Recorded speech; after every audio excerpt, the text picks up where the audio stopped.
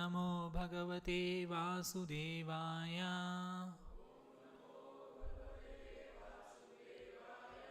ॐ नमो भगवते वासुदेवाय।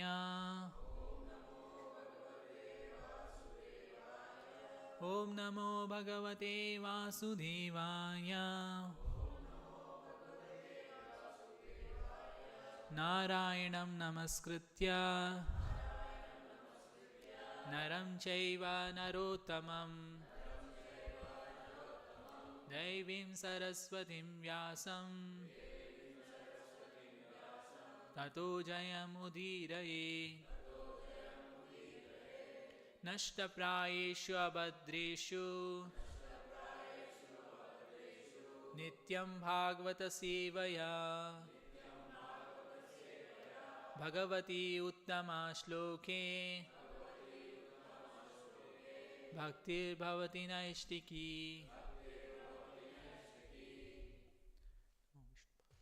कृष्णाय भूतले श्रीमते भक्तिवेदांत स्वामिनिति नामिने नमस्ते सारस्वती देवी गौराणी चान्द जय श्री कृष्ण चैतन्य प्रभु नित्यानंद श्री अद्वैत गदाधर शिवासादि गौर भक्तवृंद। हरे कृष्ण कृष्ण कृष्ण हरे हरे, हरे Ram Ram Ram Hare Hare. Hare Krishna. Reading from Srimad Bhagavatam, Canto 1, Chapter 9, Text 22. Tathapi ekanta bhakteshu Tathapi ekanta bhakteshu Pashya bhupanukampitam Pashya bhupanukampitam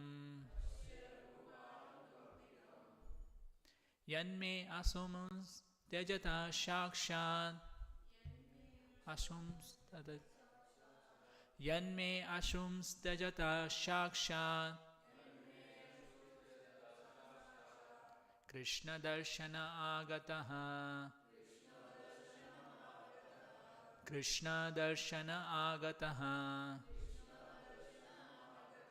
तथापि एकांत भक्तेषु पश्ये भूपानुकंपितं यन्मे असुंस त्यजता साक्षात् कृष्णो दर्शनम् आगतः तथापि एकांत भक्तेषु पश्ये भूपानुकंपितं यन्मे असुंस त्यजता साक्षात् कृष्णो दर्शनम् आगतः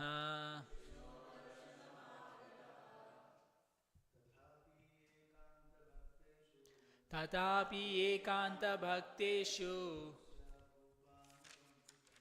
पश्ये भूपानुकंपितं यन्मे असुंस त्यजता साक्षात्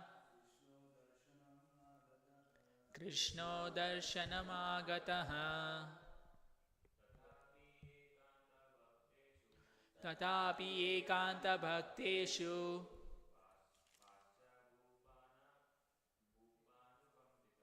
पश्ये भूपानुकंपितं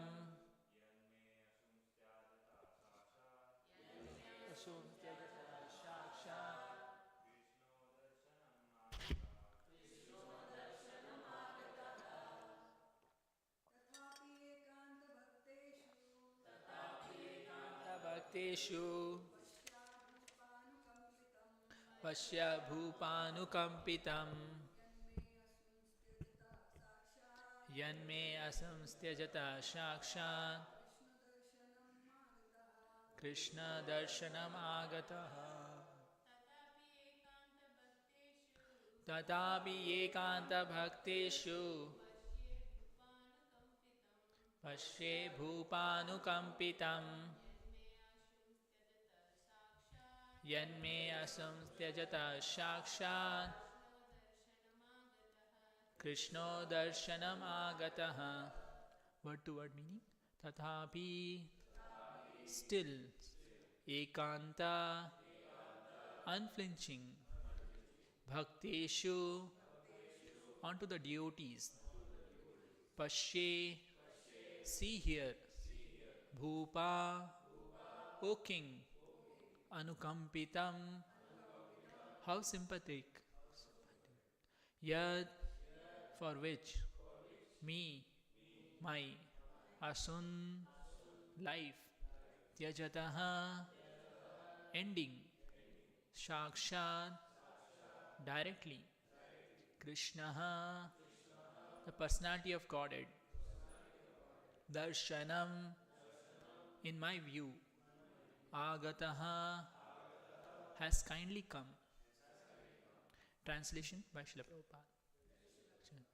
Yet, despite his being equally kind to everyone, he has graciously come before me while I am ending my life, for I am his unflinching servitor. Please repeat. Yet, despite his being equally kind to everyone, he has graciously come before me while I am ending my life, for I am his unflinching servitor. Purport by Srila Prabhupada. The Supreme Lord, the personality of Godhead, Sri Krishna, although equal to everyone, is still more inclined to his unflinching devotee, who is completely surrendered and knows no one else as his protector and master. Having unflinching faith in the Supreme Lord's one's protector, friend, and master is the natural condition of eternal life. A living entity is so made by the will of the Almighty that he is most happy when placing himself in a condition of absolute dependence. The opposite tendency is the cause of fall down. The living entity has this tendency of falling down by the dint of misidentifying himself as fully independent to lord it over the material world. The root cause of all troubles is their false egoism.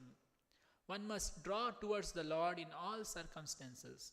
The appearance of Lord Krishna at the deathbed of Bhishma Ji is due to his being an unflinching devotee of the Lord. Arjuna had some bodily relation with Krishna because the Lord happened to be his maternal cousin. But Bhishma had no such bodily relation. Therefore, the cause of attraction was due to intimate relation of the soul. Yet because the relation of the body is very pleasing and natural, the Lord is more pleased when he is addressed as the son of Maharaj Nanda, the son of Yashoda, the lover of Radharani. This affinity by bodily relation with the Lord is another feature of reciprocating, of loving service with the Lord. Bhishma Deva is conscious of this sweetness of transcendental humor, and therefore he likes to address the Lord as Vijaya Saka, Partha Saka, etc. Exactly like Nandanandana or Yashoda Nandana. The best way to establish our relation in transcendental sweetness is to approach him through his recognized devotees. One should not try to establish the relation directly. There must be a via medium which is transparent and competent to lead us to the right path. Thus ends the purport. Om Ajnanatimirandasya Jnananjanashalakaya Chakshurunmilitam Yena Tasmai Shri Guruve Namaha. Namo Vishnupadaya Krishna Prishtaya Bhutale Srimate Bhaktivedanta Swami Niti Namini Namaste Saraswate Deve Gauravani Pracharini Nirvishesha Shunyavadi Paschatya Deshatarine Jai Shri Krishna Chaitanya Prabhu Nityananda Shri Advaita Gadadhara Srivasadi Gaura Bhakta Vrinda Hare Krishna Krishna Krishna Hare Hare Hare Rama Rama Rama Hare Hare. Hare Krishna. So in this part, so we are seeing that there are a lot of verses where Bhishma is glorifying Lord Krishna. So Yudhishthir Maharaj was very despondent, he was very heartbroken, and he was not feeling like ruling the kingdom. In fact, many great stalwart devotees advised him that you have to continue, but he was very reluctant because he was thinking that because of him, this whole massacre, the war of Mahabharata has happened. Just to enthrone him as king, so many lives were taken. So he was very feeling bad, and at that time, there's a right time when Miss Krishna took all the devotees, this Yudhishthira and all, to the place where Bhishma was about to quit his body. He was about to pass away. And at the time, Bhishma instructs Yudhishthira about the duties of human life and all. And he talks about many subject matter. And in the previous few verses, we are seeing how Bhishma Deva is glorifying Lord Krishna, that he is equal to everyone. So there are a series of verses. And today's verse, he says, Pashe Bhupanu Kampitam. So he is addressing to Yudhishthira. Pashe. Pashe means see. Bhupa, O king. O sing. See, O king. Anukampitam. He is so sympathetic. Lord is so sympathetic. To whom?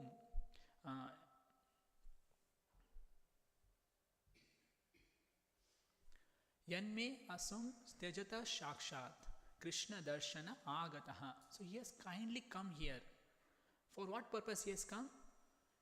Yanme asum stejata shakshat. I am about to leave my life. Bhishma is about to leave his life, and Lord is present.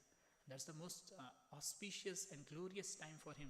That seeing Lord, he is going to quit his body. And he says, why Lord has come here? The reason he gives. Tatapi ekanta bhakteshu. I am his unflinching servitor. So he is saying that I am the devotee of the Lord. That's the reason Lord has come here. He has taken so much trouble to come here. So in purport, Prabhupada very nicely explains, yet despite his being equally kind to everyone, he has graciously come before me while I am ending my life, for I am his unflinching servitor. The Supreme Lord, the absolute personality of Godhead Sri Krishna, although equal to everyone, is still more inclined to his unflinching devotee, who is completely surrendered and knows no one else as his protector and master. So Lord is equal to everyone. He is called as Surudam Sarva Bhutana. In Bhagavad Gita it says the Lord is equal to everyone. Na dveshati na priya. He has no candidate of enviousness or disregarding. There's no question about Supreme Lord, because Lord is present in everyone's heart. Because Lord is present in everyone's heart, so He is equal to everyone, because His will everything is happening.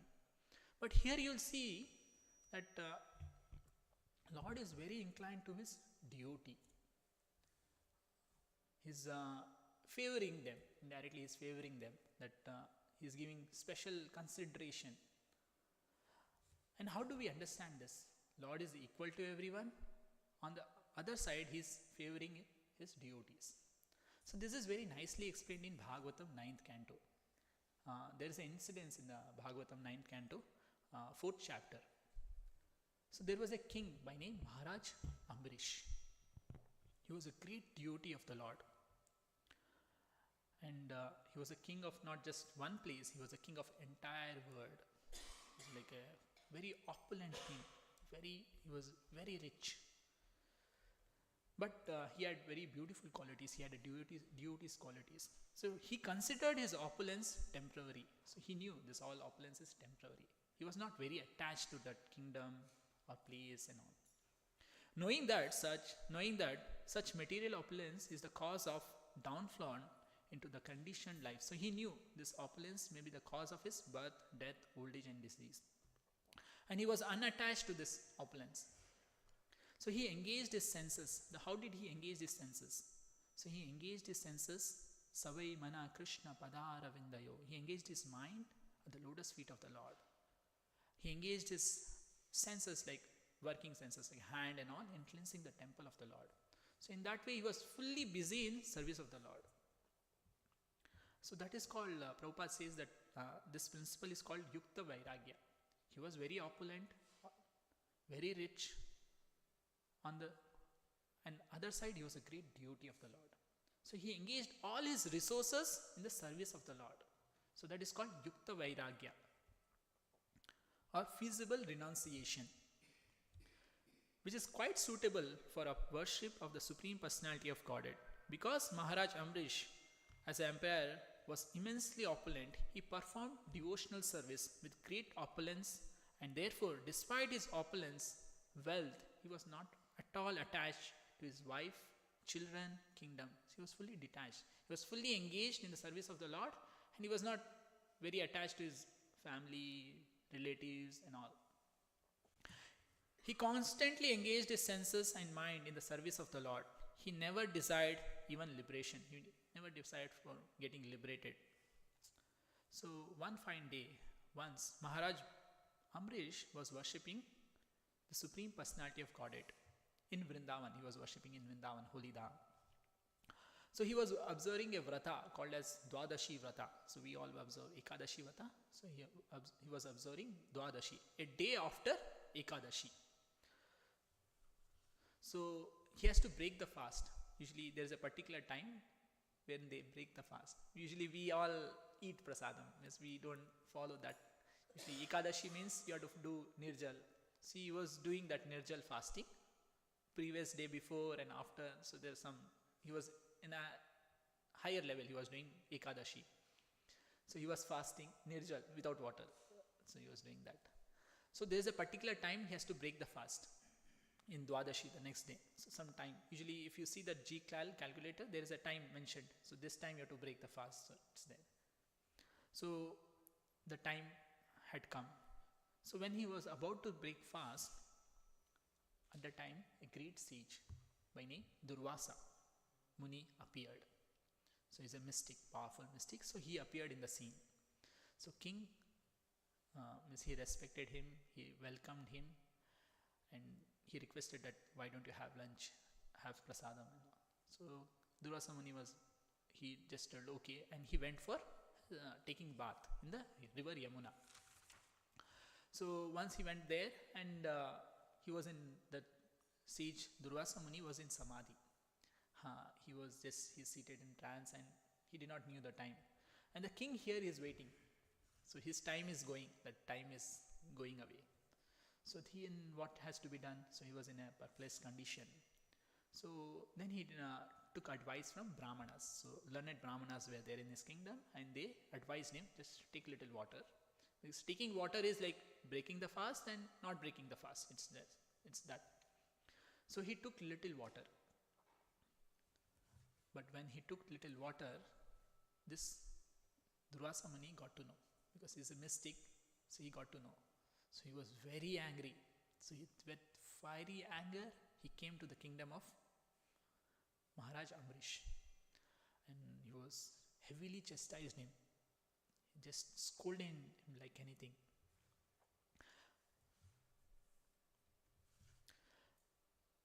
So Durvasa Muni understood, and he was very angry, and he just heavily chastised him like anything. But he was not satisfied with just chastisement. He took out his hair, a bunch of hair from his usually that yogis, they have energy in their hair. So he took out his one hair and just thrown. And he created a demon, a powerful fairy demon. And it was very powerful, furious. And it was about to devour Amrish Maharaj. Means it was about to. There is a scene where I'll just show you this.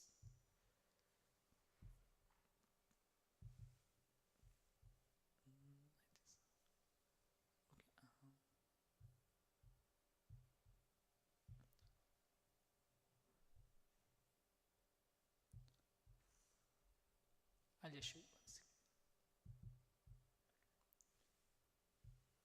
So he was about to devour this demon was about to devour Amrish Maharaj. And that time, because he was completely dependent on the Supreme Lord had sent Sudarshana for his protection. Because he was always engaged in service of the Lord. He was not worried about his kingdom and all. So Sudarshana Chakra was always there to protect Amrish Maharaj. Immediately, the Sudarshana Chakra killed the demon. He destroyed the demon within a second. And what did Sudarshana do next? It followed Durvasa Muni. It was chasing Durvasa Muni. So Durvasa Muni, the Sudarshana Chakra, which immediately vanquished the fairy demon and thus pursued Durvasa, who was envious of Maharaj Parikshit. Maharaj Ambarish was very envious of Maharaj Ambarish. So it was following him. So Durvasa Muni, what he did? He ran. So he went to Brahmaloka, trying that Brahmaji can save him. But Brahmaji said, I cannot do anything. Go back. So next he went to Lord Shiva's planet, Maheshadham, Kailasha. But Lord Shiva also said that, see, I cannot do anything. You please go. Then finally he went to Vaikunta. He went to the abode of Lord Narayana. So there he just he was just offering full dandvat and, no Lord, you have to protect me at this time of crisis. And Lord, in fact Lord is Bhakta Vatsala, so he is favoring towards devotees. So then there's a beautiful instruction what Lord gives in this connection, and that's the point what Bhagavatam brings. So Lord said that Shri Bhagavan Uvacha, so he's in very fearful condition, Durvasa Muni, and he's asking Lord for protection. And at that time, Lord reveals why I am very much inclined towards my devotees. Shri Bhagavan Uvacha Aham Bhakta Paradhino Hi Aswatantra Iva Dveja Asadubhir Grasta Ridayo Bhakta Jana Priyaha. So here, Lord is saying, the Lord is speaking, Shri Bhagavan Uvacha. The Supreme Personality of Godhead said to the Brahmana, I am completely under the control of my devotees. Aham Bhakta Paradhino. Swatantrata means freedom. But Lord is Aswatantra. He does not have freedom. He is fully dependent on his devotee. I am not at all independent because my devotees are completely devoid of material desire. Sadhubhir grasta ridayo. Sadhubhir means they are free from material desire. The devotees of the Lord are free from material desire. So this is the first qualification. To become unflinching devotee of the Lord, you have to be free from material desire. Prabhupada says desireless means not that we are free from, we are not desireless means we are desiring for the service of the Lord. We can reach the stage of desirelessness by serving the Supreme Lord, by taking care of the deities, by serving the Lord at his best capacity. My devotees are completely devoid of material desires. I sit only within the core of their heart. What to speak of my devotee? Even those who are devotee of my devotee are very dear to me. So Lord is just saying, not just devotee, devotees are also very dear to me. It's a very beautiful purport Prabhupada explains. I'll just share this purport.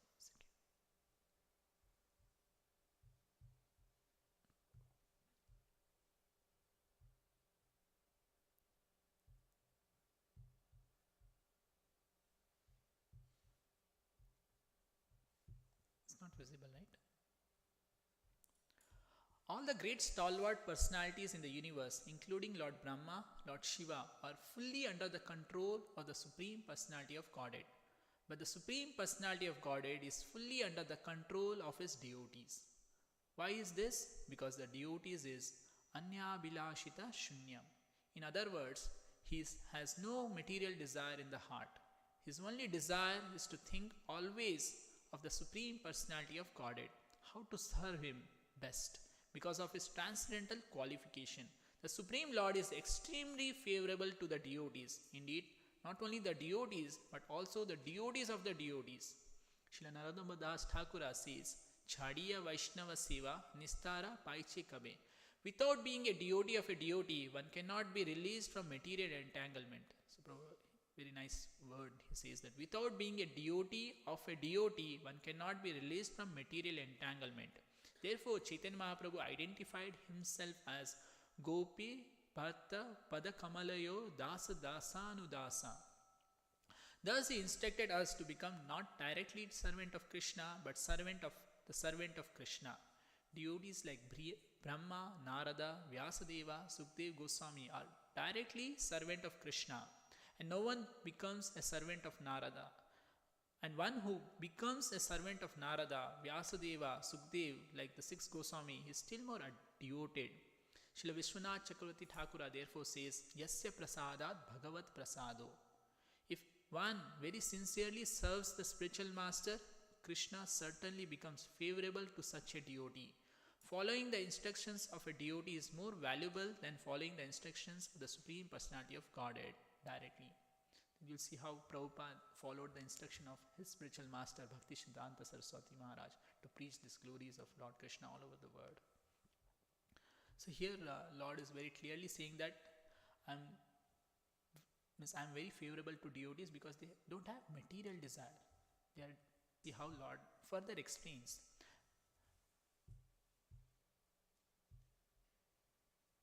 I'll just share the screen. Naham atmanam ashrise madbhaktai sadhubhirvina shriyam Chatyantikam Brahman Yesham Gatir Aham Para. O best of the Brahmanas, without saintly persons for whom I am the only destination, I do not desire to enjoy my transcendental bliss and supreme opulence. So here Lord is saying that without devotees, I don't enjoy this material world, material opulence. Lord is called as Ananda Mayo Apyasa. He is full of pleasure, full of Ananda. But he wants that Ananda to be shared among his devotees. Lord is called self-sufficient, his Atma Rama. But if he wants to relish his pastimes, he relishes among his devotees. The Supreme Personality of Godhead is self-sufficient, but to enjoy his transcendental bliss, he requires the cooperation of his devotees. In Vrindavan, for example, although Lord Krishna is fully himself, he wants the cooperation of his devotees, like the cowherd boys and gopis, to increase his transcendental bliss. Such pure devotees who can increase the pleasure potency of the Supreme Personality of Godhead are certainly most dear to him.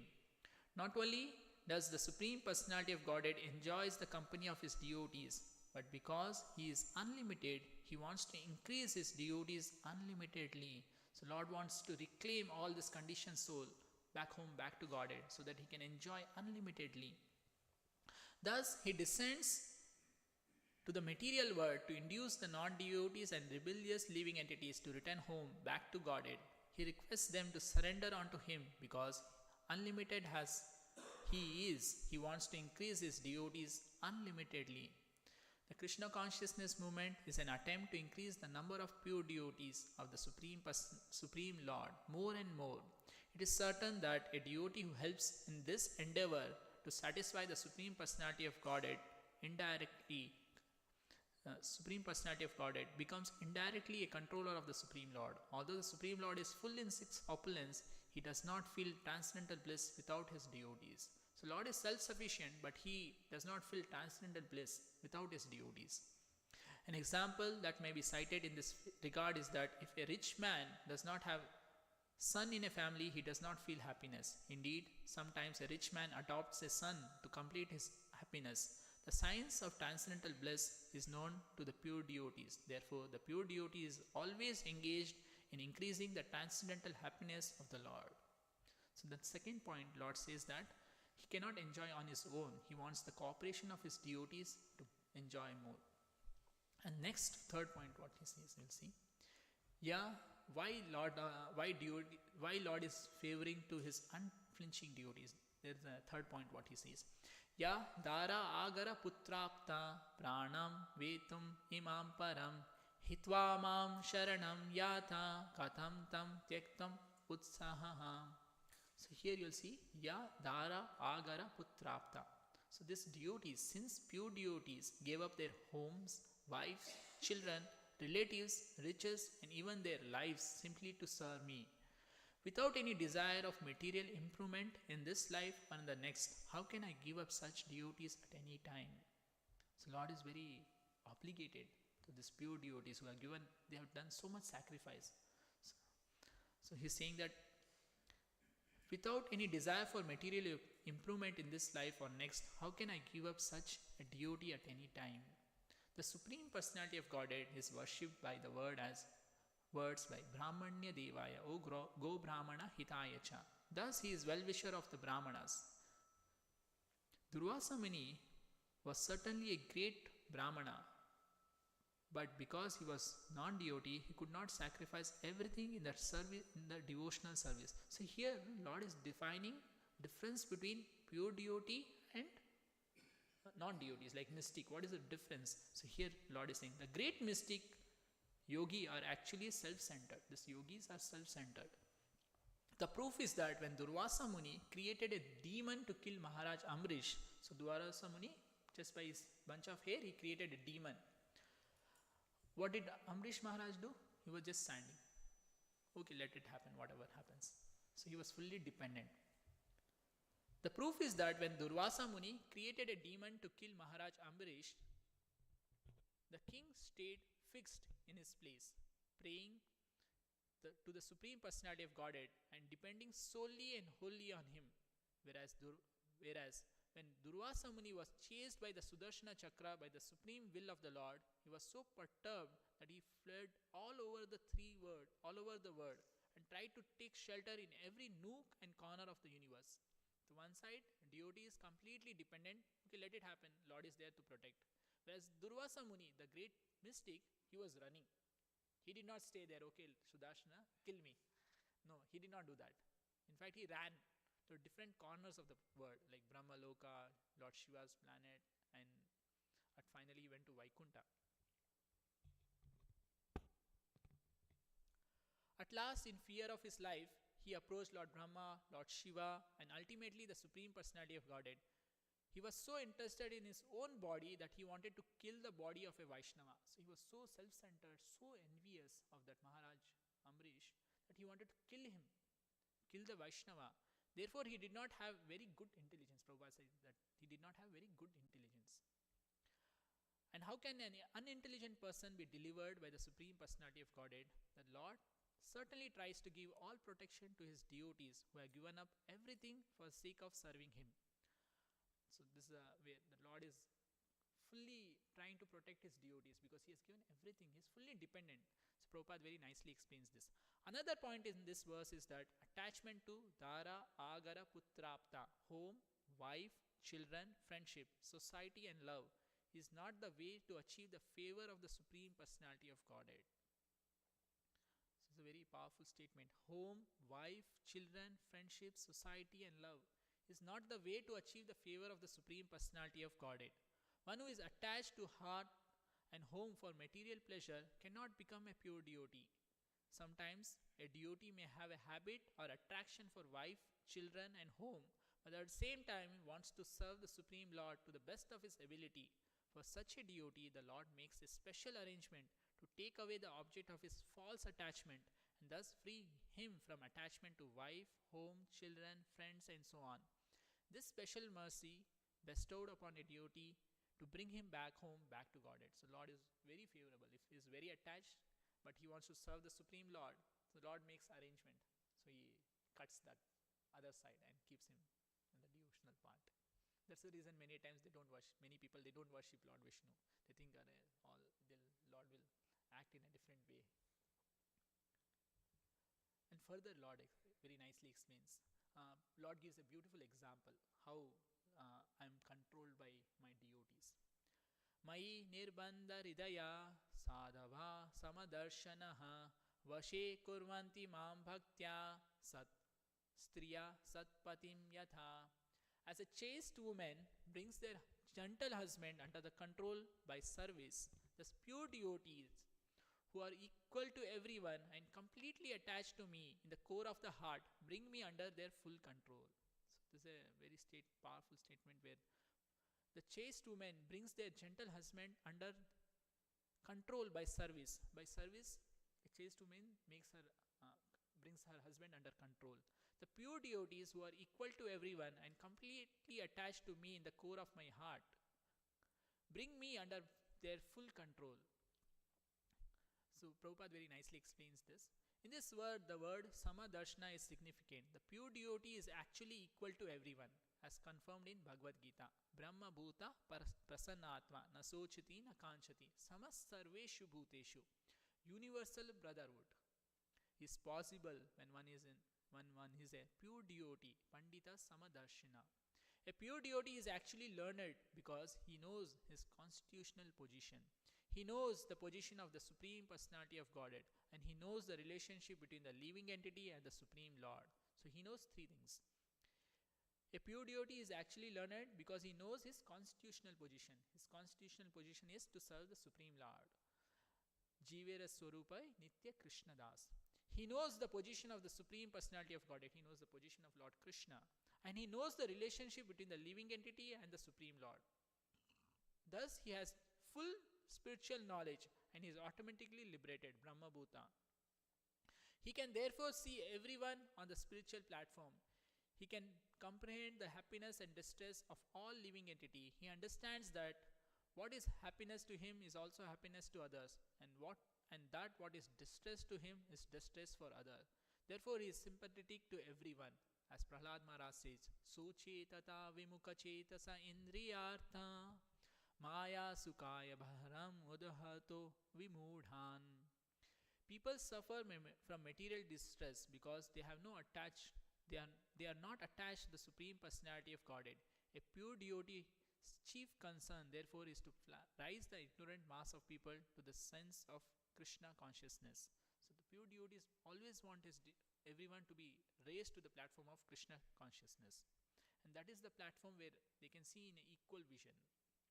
In fact, Chaitanya Charitamrita says that two things are most important. Jivdaya, Namaruchi. If devotees, they have compassion for other living entities, Jivdaya, and the taste for the holy name. Hare Krishna, Krishna Krishna, Hare Hare, Hare Rama, Rama Rama, Hare Hare. Then they can achieve this platform of Brahma Bhuta, Prasanna Atma, na sochiti, na kanchati. Further, Lord says that Mat Sevaya Pratitam Te Salokyadi Chatusyatam Na Ichchati Sevaya Prana Kuto Anya Kalo Vipladam. So devotees, my devotees who are always satisfied to be engaged in my loving service are not interested even in the four principles of liberation like Salokya, Sarupya, Samipya and Srasti. Although these are automatically achieved by their service, what then is to be said of such perishable happiness as elevation to the higher planetary system? So devotees are not hankering for liberation also. Like it is said that there are 4 types of liberations. I'll just show you.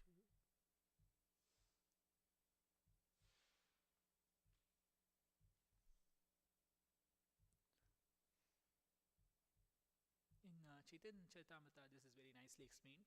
Salokya means that after material liberation one is promoted to the planet of the Supreme Lord. Salokya means that loka you can achieve. And Samipya means remaining an associate of the Supreme Personality of Godhead. Sarupya means attaining 400 form exactly like the Supreme Lord. Srasti means attaining the opulence like the same like Supreme Personality of Godhead. But devotees of the Lord, they don't desire all this.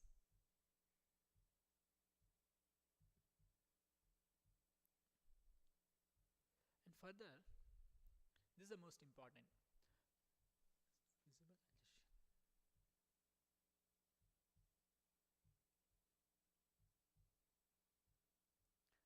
Sadhava hridayam mayyam sadhunam hridayam tu aham madanya te na janati naham tebya manak api. So here, the pure devotee is always within the core of my heart. Sadhavo hridayam mahyam. I am always in the heart of my pure devotees. My devotees do not know anything else but me, and I do not know anyone else but them. So here, Lord is very clearly defining that pure devotee is always within the core of my heart. Pure devotees who are unflinching faith in the Supreme Personality of Godhead, they are always in the core of my heart. I am always in the heart of my pure devotee. My devotee, they do not know anything else but me, and I do not know anyone else but him, but them. So here, since Durvasa Muni wanted to chastise Maharaj Amrish, it is understood that he wanted to give pain to the heart of the Supreme Personality of Godhead. For the Lord says that Sadhavo Hridayam Mayam. The pure devotee is always within the core of my heart. So the Lord is always situated in the pure devotee's heart. The Lord's feelings are like those of a father who feels pain when his child is in pain. So Prabhupada very nicely explains this. That the Lord's feelings are like those of a father who feels pain when his child is in pain. Therefore, offense at the lotus feet of a devotee are serious. Chaitanya Mahaprabhu has very strongly recommended that one not commit any offense at the lotus feet of a devotee. Such offense are compared to mad elephant, because when a mad elephant enters a garden, it is a cause of devastation. Therefore, one should be extremely careful not to commit offense at the lotus feet of a pure devotee. So in this case, you will see how Amrish Maharaj did not have any fault. He had to break that fast. He had to break because that time was there. And drinking water, he just drank water. He did not have anything. But Durvasa Muni, since he was very envious of Maharaj Amrish, he took it in a different way and he tried to chastise him. But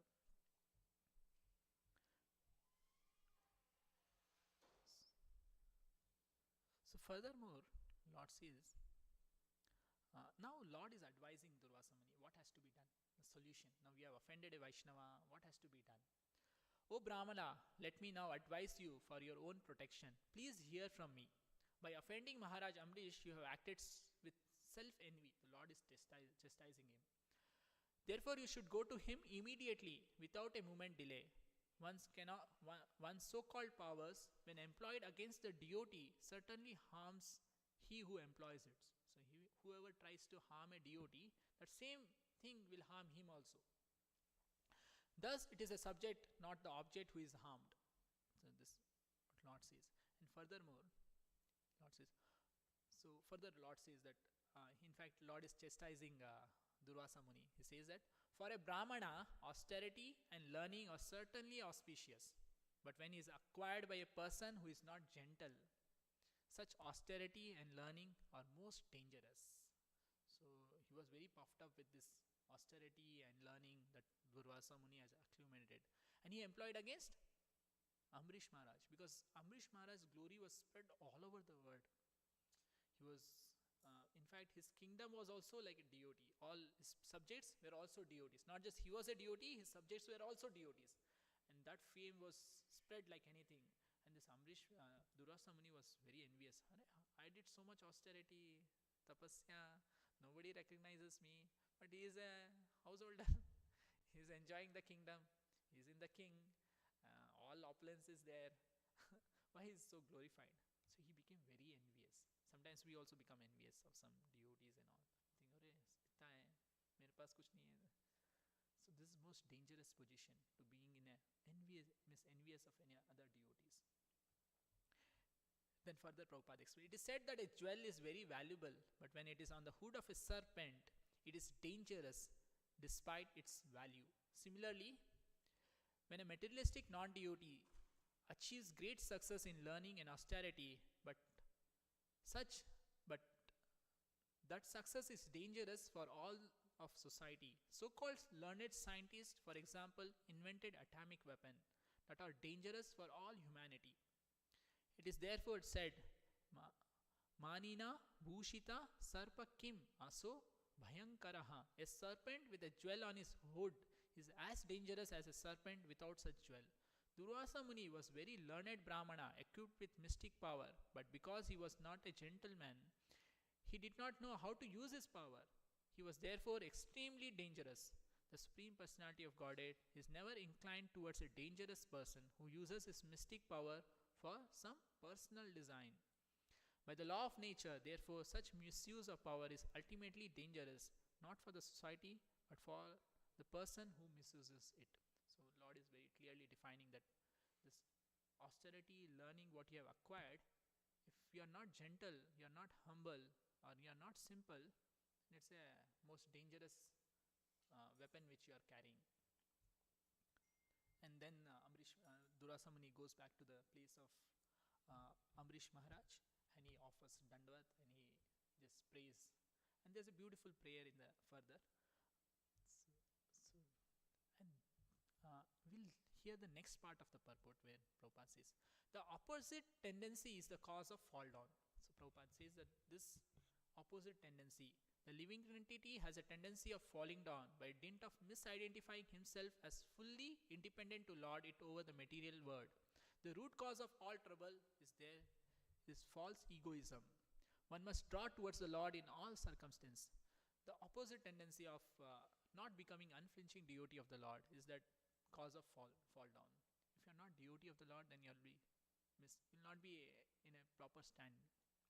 The living entity has this tendency of falling down by the dint of misidentifying himself as fully dependent to lord it over the material world. So in Bhagavad Gita, we know, materialistic always they have this goal that how much wealth I have today, more and more it will, and all my enemies I will kill, and that is a wish I will fulfill. So there's in Bhagavad Gita there's a statement. So materialistic they always have that today I have this much, tomorrow I'll increase. I have all big portfolio. I have investment in this stock, this share, this mutual fund, and land and all. They think that now I am fully safe. I have big senior of relatives. They are very powerful. They have good position in the standing. They will protect me. But no, that's a false. Recently, I think so in 2014 or something. So my father used to interact with me. He used to come to temple and talk with him. So there was a bank in that particular area, Chickpet, that area. So that was called Amanat Cooperative Bank. If you search in Google also, you'll find. So people usually they think that if they keep money in the bank, it is safe. But if you have heard in the time of recession, Lehman Brothers, right, the big bank, people had stored huge money. It was a $1 trillion bank it was. But what happened? Very worst situation, right? People had stored huge money. All their savings were there in that, thinking, oh, it will be helpful.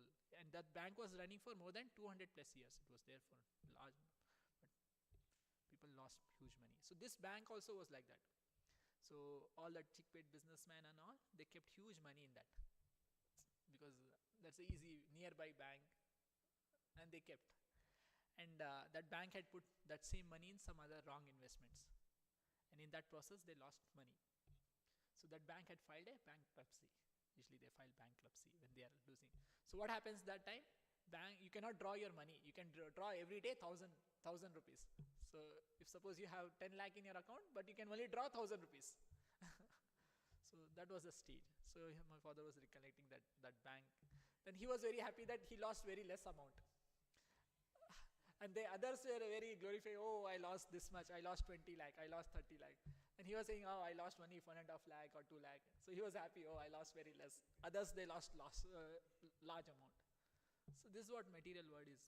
When we think that, oh, I have this protections, but they will fail. Don't know when it will fail, but it will fail. So then further Prabhupada explained the appearance of Lord Krishna at the deathbed of Bhishma ji is due to his being an unflinching devotee of the Lord. Arjuna had some bodily relation with Krishna because the Lord happened to be his maternal cousin. But Bhishma had no such bodily relation. Therefore, the cause of attraction was due to his intimate relation of the soul. Yet because the relation of the body is very pleasing and natural, the Lord is more pleased when he is addressed as son of Maharaj Nanda, the son of Yashoda, the lover of Radharani. This affinity by bodily relation with the Lord is another feature of reciprocating loving service with the Lord. Bhishma Deva is conscious of his sweetness of transcendental humor, and therefore he likes to address the Lord as Vijaya Saka, Partha Saka, etc. Exactly like Nanda Nandana, Yashoda Nandana. The best way to establish our relation in transcendental sweetness is to approach him through his recognized devotees. One should not try to establish the relation directly. There must be a via medium which is transparent and competent to lead us to the right path. So the last Prabhupada is explaining how do we address the Supreme Lord. We don't address him directly. We address him like Yashomati Nandana. There's a song also. We address him as Devaki Nandana. So we recognize by devotees. We address him like Yashomati Nandana, O son of Mother Yashoda, O son of Mother Devaki. So Lord is very happy, addresses him in this way. So with this I'll stop. I'll just recollect what we read today.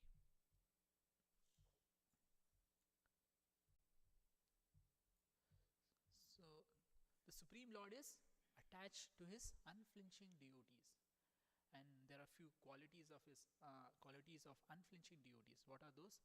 They are free from material desire. They don't have any material desires. Second, Lord, Supreme Lord, enjoys in cooperation with his pure devotees. Lord does not enjoy with his non-devotees. He enjoys with his associates, his pure devotees, who have no material desire. And the third, since pure devotees give up their home, children, relatives, riches, even their lives simply to serve me, so without any desire for material improvement, so the Supreme Lord, the devotees, they have given up everything. And what is the purpose of them giving up everything? To serve the Supreme Lord.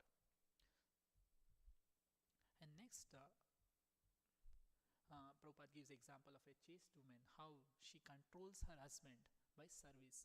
The same way, the pure devotees of the Lord control the Supreme Lord by their service attitude. As a chaste woman brings their gentle husband under control by service, the pure devotees who are equal to everyone and completely attached to me in the core of my heart, bring me under their full control. Then and pure devotees, they never hanker for some salokya, sarupya, or they don't want to go back to the abode of the Supreme Lord, or they don't want form of the Supreme Lord or the opulence as the Supreme Lord. They just want to serve the Supreme Lord. The beautiful example is of the gopis. They did not want anything. They just wanted to serve Supreme Lord at their best capacity. And at last, Lord concludes, pure devotee is always within the core of my heart, and I am always in the heart of my pure devotees. So in that way, Lord concludes this whole process, and how Lord instructs Durvasa Muni that you should not offend a Vaishnava or a devotee. You should not commit offense against the Vaishnava because they are completely dependent on me. With this, I'll end today. Any questions or something?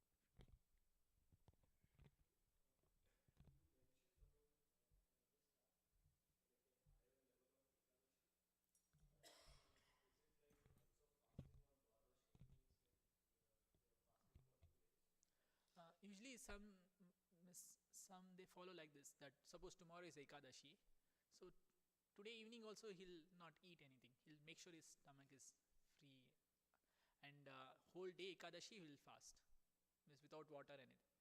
What we do is one day before at night we eat nicely. अरे कल एकादशी है, अच्छे से खा लेते हैं.